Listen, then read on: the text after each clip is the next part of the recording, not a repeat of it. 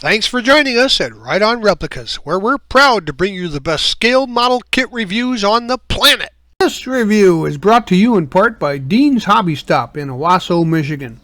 Dean's has one of the Midwest's largest selections of used kits at great prices. They also feature new kits and supplies as well. Call Dean's to get their mail order list featuring hundreds of vintage kits, or check their website for great deals on both new and classic models. This review covers the Toyota Supra Turbo from the Too Fast, Too Furious movie. It's a 125 scale kit from AMT, number 38191.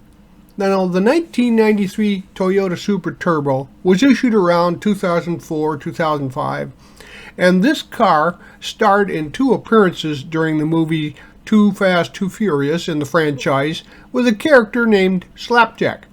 Now, from what I can see, this was the only release of this kit, which is out of production now, but can still be found at online auctions, whereas other cars from the movies were released a number of times.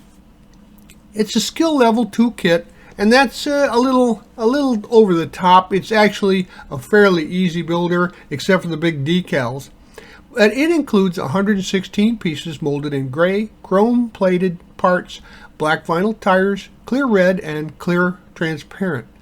The instructions are pretty nice, and when you're done, it's about 7 inches long, 3 1/4 inch wide, and 2 1/4 inches high. And no, that's a Newt. He's the program director, and he's got something to say here. What you got there, Newt? That's a great looking car, and it looks pretty much like the one in the movie too. I have to agree, Newt. It's a pretty close replica, and I think the graphics may have been a little more detailed in the movie car, but it's pretty nice just the same. Here are the contents of the kit. As you can see, it's laid out pretty nicely. The sprue trees are pretty clean. There will be some parting lines and the inevitable sink mark and attachment points you'll have to address, but for the most part, it's a nice kit. Now, we'll be using pretty much tube glue for most of the paint here and enamels. Now, please heed the manufacturer's use and safety guidelines for any of the products that you see or hear used in the review. These are the decals, and as you can see, those two large side body decals will probably need some setting solution to conform and fit the panel lines, etc. Aside from that, it's got good register, and it's pretty colorful, matching the movie car. We'll start construction with the rear suspension there, and after those are cleaned up off of the trees, you can go ahead and spray that with some matte black. And also it will need a little bit of trim with aluminum colors. You can see those on the instructions. Now, also remember, if you're putting parts together that have already been painted, you'll need to scrape the paint off, and any chrome plating for that matter, so the glue will stick. So next we're going to grab the chassis and the shock absorbers, and those get the semi-gloss black treatment as well, and assemble those into the unit in the rear end there, along with the shocks to stabilize it.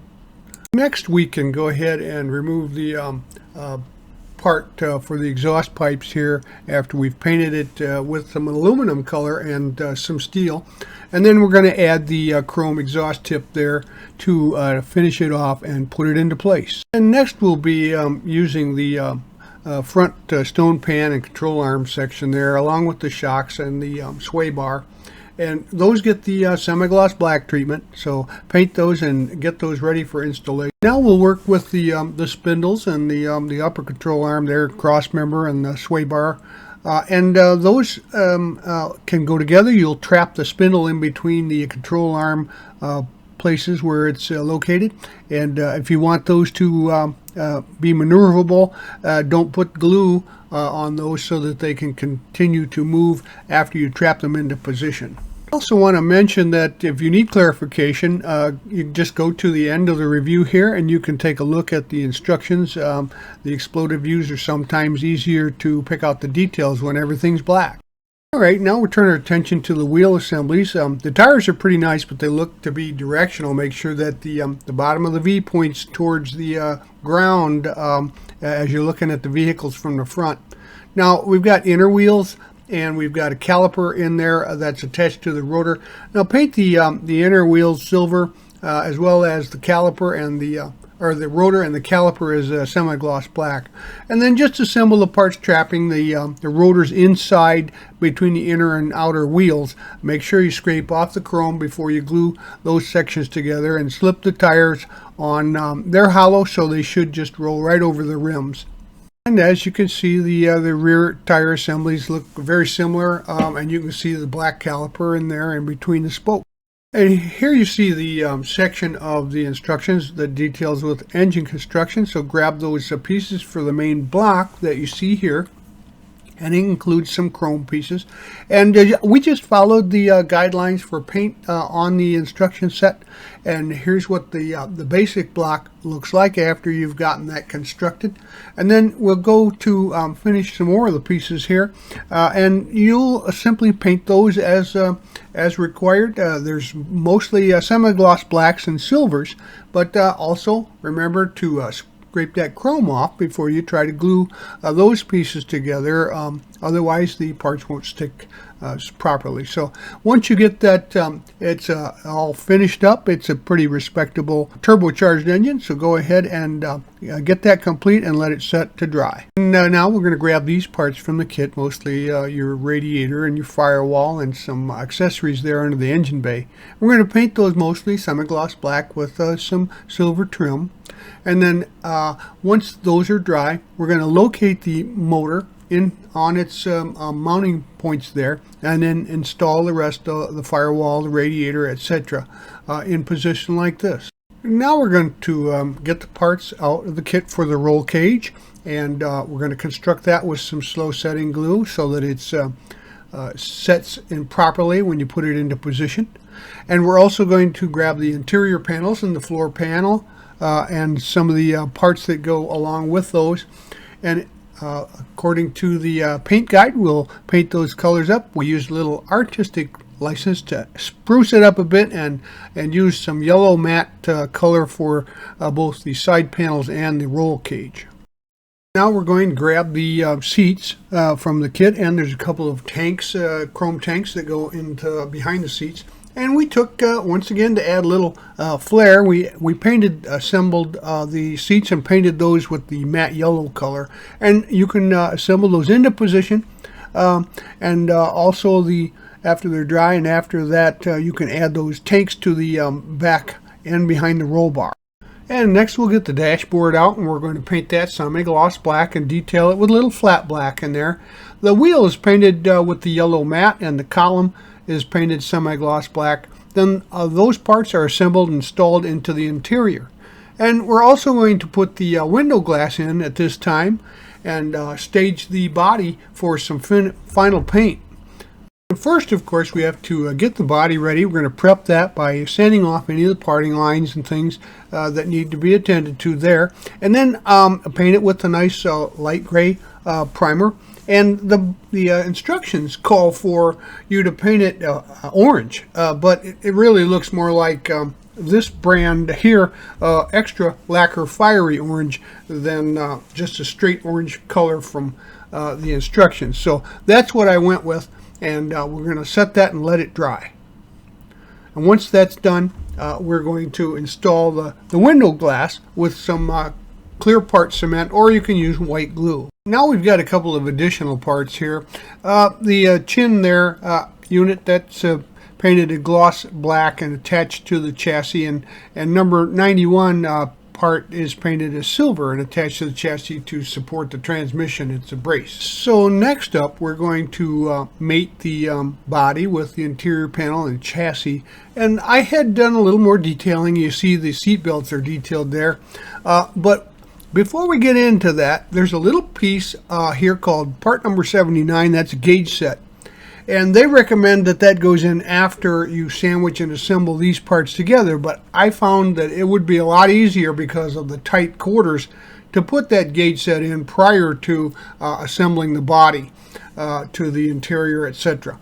So with that said, locate your interior parts after you've got the gauges in place there, and go ahead and glue those into position, and then glue the chassis into position on top of the interior floor pan. Also, of course, the hood and other the top portion of the T-top there, or I should say removable roof section, have been painted body color just like the body. And once those panels are dried, the hood and the top panel there, you can just set them into place. They don't really need to be glued into position unless you really want them stationary. Now we're going to work on the front end sections here, and we can detail those number 26 pieces with some silver, and then there's 3 on each side, and lenses, of course, will be installed with some clear part cement or white glue, and they get put into place now. And there'll also be some side view mirrors that we'll assemble and put into position. You can see from the instruction set here. Now you can see we're going to add the rear end pieces here, the spoiler and its braces, license plate holder, and the tail lights. And of course the spoiler and braces get painted body color and installed into position. And then you can go ahead and add the flat black license plate bracket and the tail lights into position now. And so now with the body all complete, it's time to put the decals on. And I found that you're going to need to keep the decals wet because they're so large with some warm water. And make sure you use plenty of warm water when you're placing them. So apply the large side decals there, and you'll find that after it sets, you'll need to trim away with a sharp hobby knife the areas around the vents and the door handles. And be careful not to cut into the paint. Just use a very sharp knife and trim away those pieces so that you can see the details underneath. Well, there you have it. This is a fun kit to build, and it goes together pretty easily. All the parts fit well, with the exception of those gauges that you just need to put into position before you mate the body, etc., to the chassis. Now, I would say it's a wonderful kit for your collection, especially if you collect the Fast and Furious cars, and it's kind of getting a little scarce. So if I were you, I'd buy one and put it on my shelf. We hope you liked this step-by-step premium model kit review, and so that you don't miss any more, please subscribe to our YouTube channel. You can do that by clicking on the icon in the lower right of any of our reviews, or you can find us on Facebook and at our website, rightonreplicas.com. Thanks.